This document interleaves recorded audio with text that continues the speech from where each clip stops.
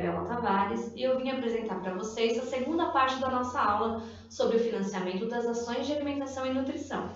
Na primeira aula, a gente conversou sobre um panorama geral da saúde, o que é o financiamento de ações de alimentação e nutrição, apresentando as facilidades de uso, ressalvas, monitoramento e avaliação e a possibilidade de como você utilizar esse incentivo. Agora, na segunda aula, a gente vai conversar sobre como executar o incentivo FAM a partir do planejamento orçamentário e da Lei de Licitações e Contratos Administrativos, a Lei 866 de 1993. Mas como fazer, Gabriela? Quero saber como eu posso usar esse valor. A partir do planejamento orçamentário, porque quem planeja pode e deve usar esse valor. Então, eu vim apresentar um pouco para vocês, deixando claro que o planejamento público ele é mais amplo do que o planejamento orçamentário. Vocês muito provavelmente já têm bastante experiência na área da saúde, onde existem outros meios e mecanismos de planejamento. Aqui nós falaremos do planejamento orçamentário, porque é a partir da previsão desses recursos nessas peças que você poderá utilizá-lo. Bom, o Plano Plurianual, também conhecido como PPA, é um plano de 4 anos de utilização, 4 anos de planejamento. Nele, a gente estabelece de forma regionalizada as diretrizes, objetivos e metas da administração pública para as despesas de capital e outras delas decorrentes para as relativas aos programas de duração continuada.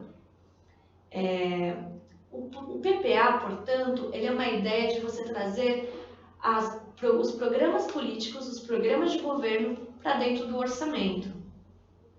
A Lei Orçamentária Anual, a LOA, ela tem a duração, como já dito no nome, de 1 ano.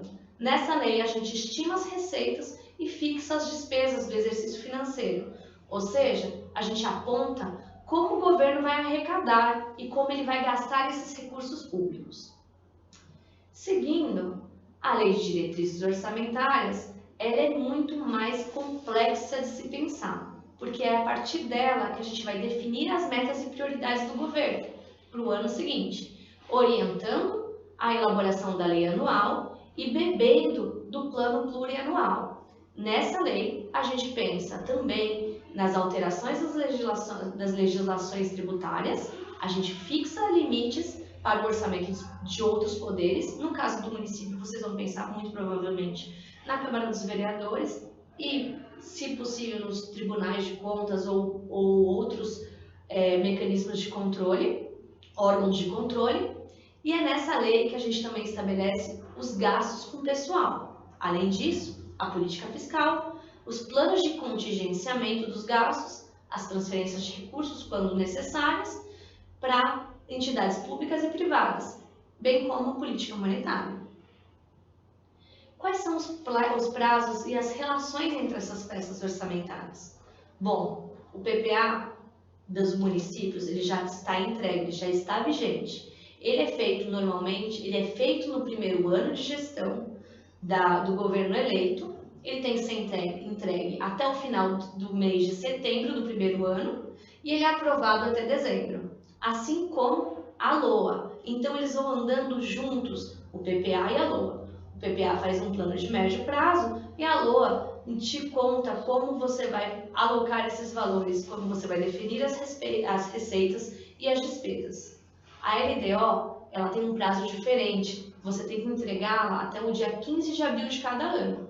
E é nessa lei que você vai definir o que você vai fazer para o próximo ano, vai estabelecer todas as suas prioridades. E existe uma relação entre as três peças orçamentárias, e elas devem seguir juntas e serem complementares. Ou seja, você não deve e não pode deixar de prever o uso, a utilização do FAM nessas peças. O que eu indico para vocês? Para procurar falar com, por exemplo, chefia de gabinete ou a área de orçamento e finanças, para que você converse e tente já colocar a utilização desse incentivo para o próximo ano, por exemplo, para o ano de 2023.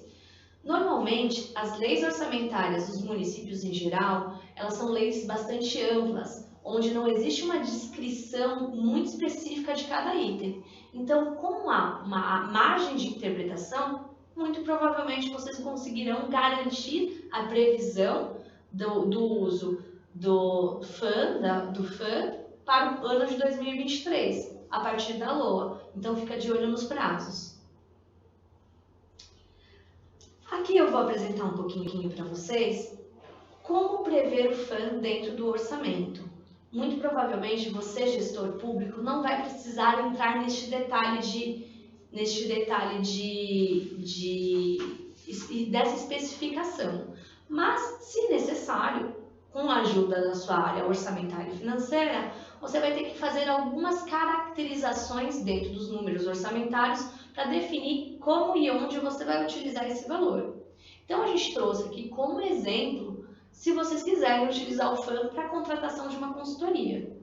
Então, na classificação da esfera, a gente pensa qual é o valor, da onde vai vir, em qual orçamento ele vai ser executado. Nesse caso, considerando a saúde, é na Seguridade Social.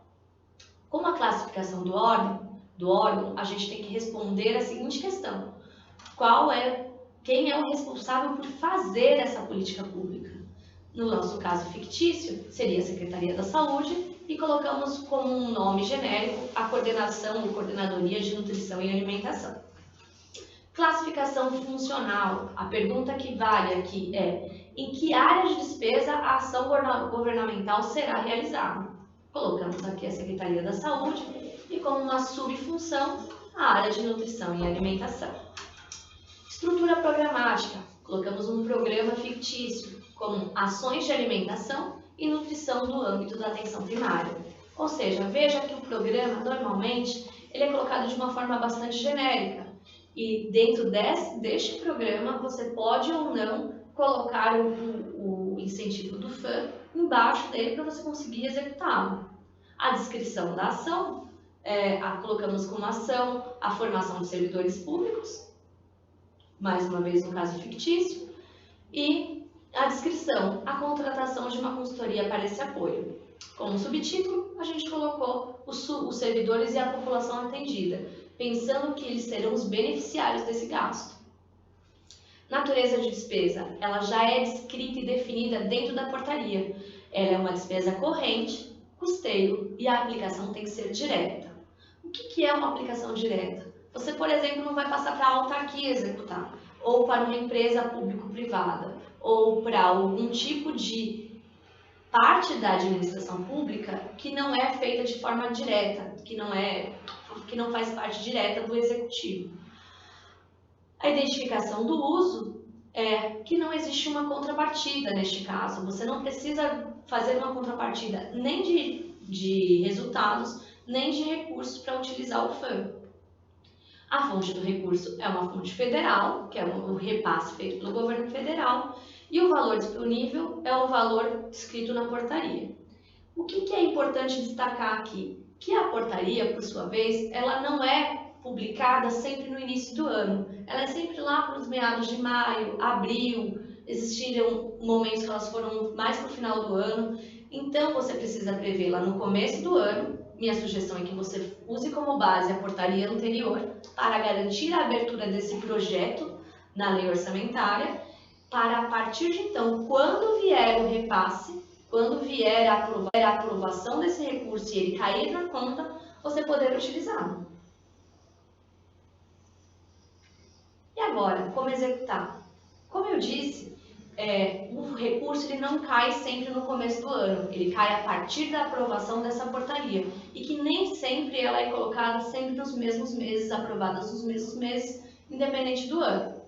Então, se você previu ele de alguma maneira, esse recurso na LDO e na LOA, a sua área financeira provavelmente terá que fazer a programação orçamentária e financeira desse recurso, a partir do momento da aprovação da portaria do FAM e do repasse de fato. Então, vocês têm que ficar muito de olho no site do governo federal para perceber quando vai ser aprovada essa portaria e solicitar esse valor para a sua área financeira.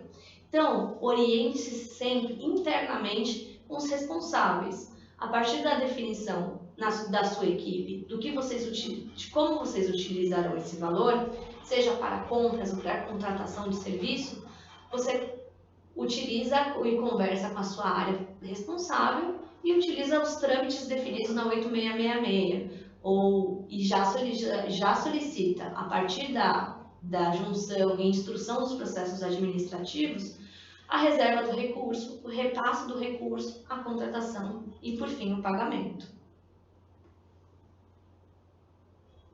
Mas como contratar esses serviços? A gente ainda está utilizando como exemplo a contratação de uma consultoria, por exemplo. Então, a gente destacou aqui dentro da 8666 alguns pontos que podem ser abordados e instruídos dentro do processo administrativo para justificar esse tipo de contratação. Então, a partir do artigo 13, 13º, a gente pensa em serviços técnicos profissionais especializados. E existem dois grandes destaques aí que poderiam justificar a sua contratação, que são a contratação de estudos técnicos de planejamento e projetos básicos ou executivos, e o treinamento e aperfeiçoamento de pessoal. Acredito que esses dois pontos do artigo 13º ajudem você a justificar a contratação e o uso desse recurso. Dentro das modalidades de licitação, nós trouxemos aqui o artigo 23, que define que o convite da licitação é de valores até R$80 mil, a tomada de preço até R$650 mil e a concorrência acima de R$650 mil. Por que a gente trouxe esse artigo específico? Como eu falei na primeira aula, os recursos destinados ao FAM ficam entre R$12 mil e R$100 mil. Então, eles não têm uma grande variedade, uma grande capacidade de compra ou contratação. Então, acredito que vocês conseguirão utilizar esse dinheiro ou por convite ou pela tomada de preços. Mas, poxa, eu quero conversar e eu quero trabalhar diretamente com uma determinada